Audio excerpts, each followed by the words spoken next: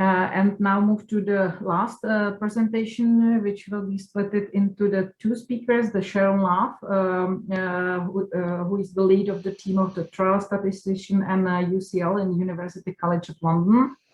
And Francesca Schiavone, she's working as a clinical project manager at the clinical trials unit at the University College of London. So also we are happy that you are with us today, and please, the floor is yours. So first of all, thank you for the opportunity that you've given Sharon and myself to present to some of our work and findings on the operational challenges when running an adaptive platform trial. And we bring here today our institutional experience that we have accumulated over the years at the MRC Clinical Trials Unit. So we hope to cover three main areas in our talk. Firstly, we would like to share some of the key findings already in a paper published in Trials in 2019. And this paper specifically focused on a key feature of adaptive platform trials that we used particularly in Stampede and Focus 4, which is adding a new research comparison. And another aim of our talk is to present further recommendations from a collaborative piece of work that we've done, bringing together the experience from several other adaptive trials, both national and international, all led by the UK. And finally, we would like also to highlight some of interesting findings from one of our PhD students at the MRC Clinical Trials Unit, who has done a review to find all MAMS trials worldwide and to really see the uptake in designing and in the uptake of the design during the pandemic.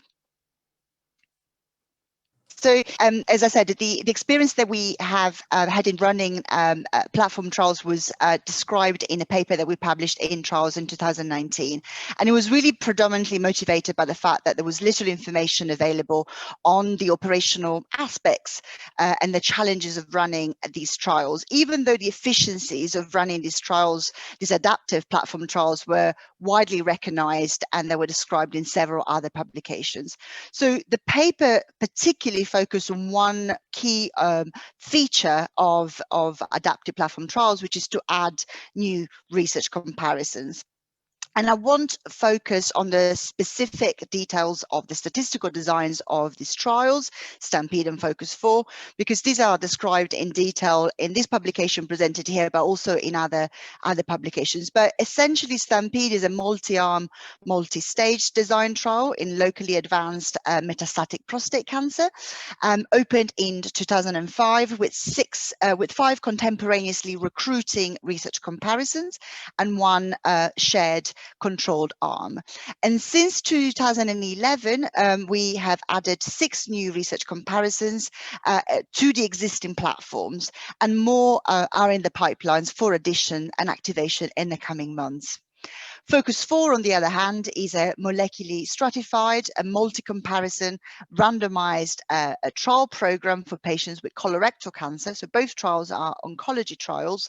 And the trial opened in January 2014, so it's a much more younger trial than Stampede.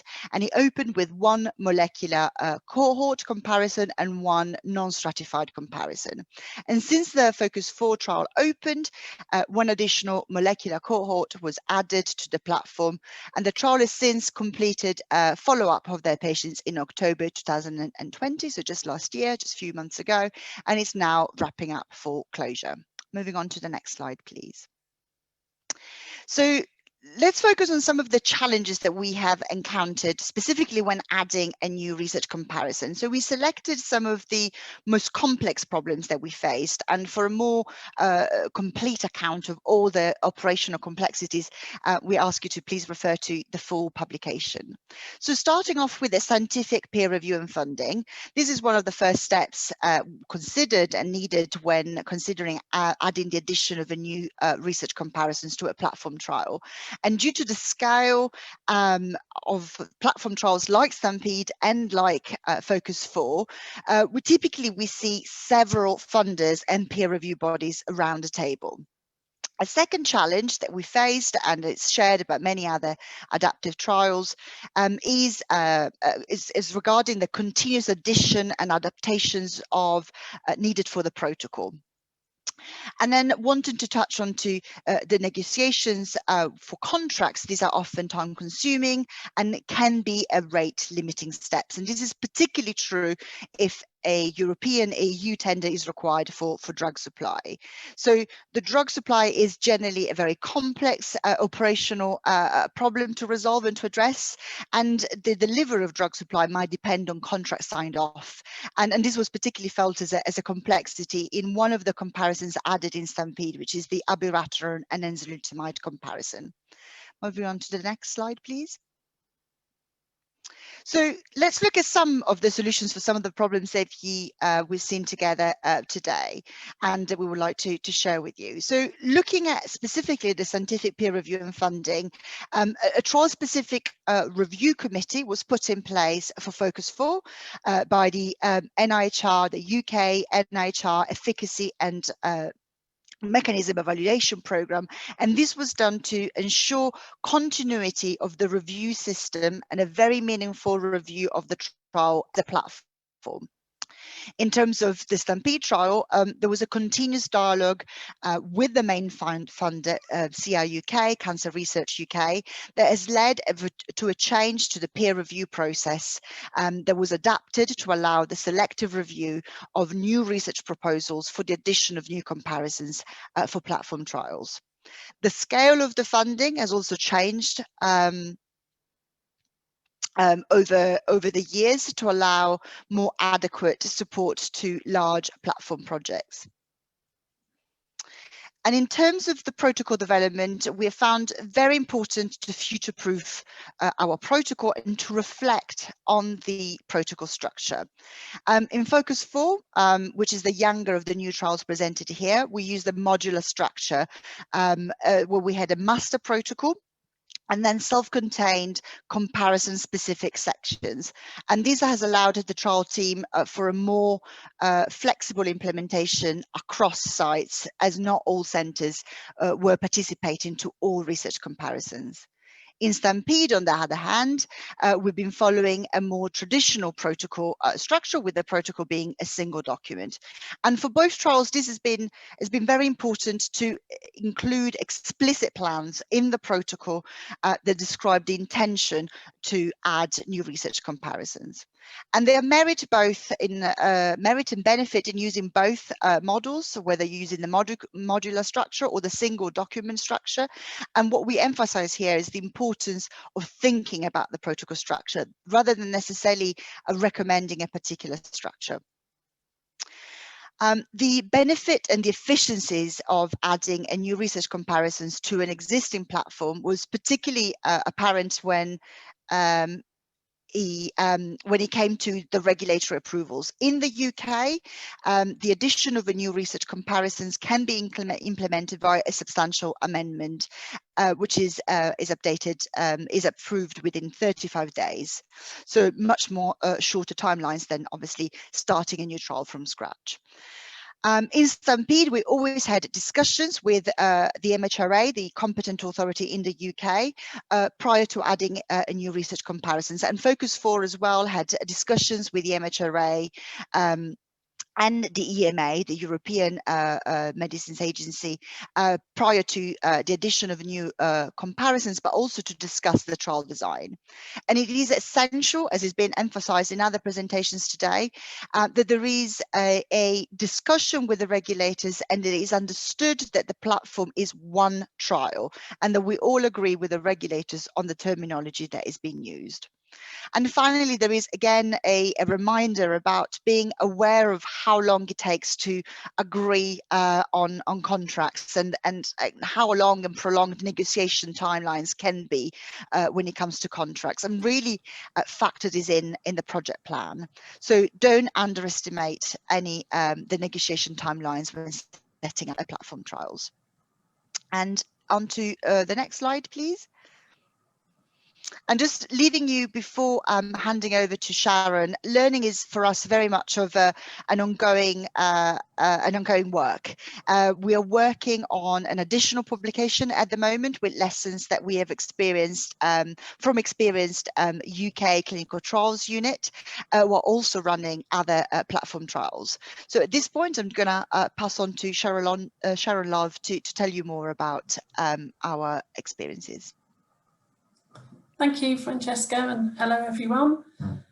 I've grouped the recommendations from the experience of CTUs running platform trials in the UK into groups.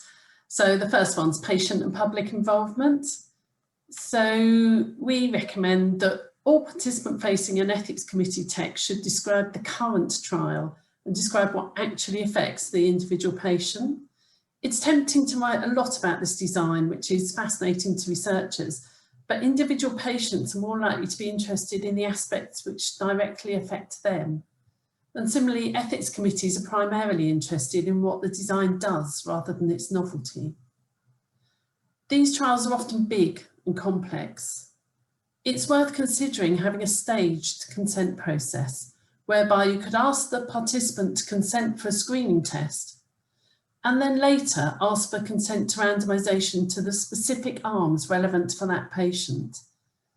Giving all the information for the trial in one go is hard on the potential participant and on the person discussing consent. In all trials, input from PPI is helpful. For these complex designs, it's even more useful. We particularly found that including PPI on grant applications and asking PPI to attend the ethics committee to be really beneficial. PPI are able to explain in their terms and they can voice why the trial will work. Next slide, please. These are recommendations that I've labelled surprising. These trials can go on for many years. They can find a new good treatment, and also external trials could find new treatments. Therefore, it's likely in many platform trials that the standard of care will change, and so the setup must prepare for this.